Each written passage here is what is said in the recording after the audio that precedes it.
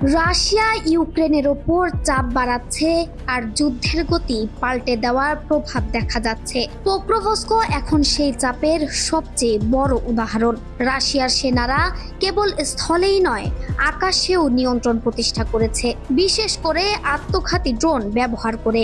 এই আকাশ নিয়ন্ত্রণের কারণে ইউক্রেনের রসদ পৌঁছানো প্রায় অসম্ভব হয়ে গেছে। তাই শহরের পরিস্থিতি প্রতিদিন বদলাচ্ছে।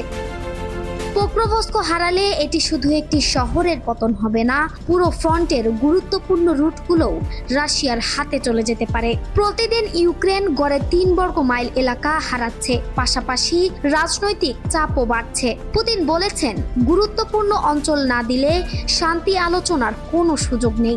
মার্কিন প্রেসিডেন্ট ট্রাম্পও সতর্ক করেছেন, চুক্তিতে রাজি না হলে ইউক্রেনকে বড় মূল্য দিতে হতে পারে। দক্ষিণে জাপোরিজিয়াতেও রাশিয়া দ্রুত অগ্রগতি করছে। শহরকে ঘিরে ড্রোন এবং ক্ষেপণাস্ত্র হামলা চালানো হচ্ছে। একাধিক আবাসিক এলাকায় আগুন লেগেছে।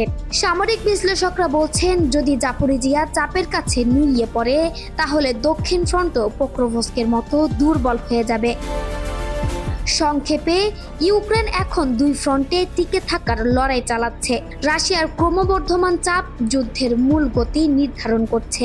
একটি শহরের পতন পুরো অঞ্চলের ভবিষ্যৎ বদলে দিতে পারে। আগামী কয়েক সপ্তাহে যুদ্ধের চিত্র পুরোপুরি পাল্টে যেতে পারে।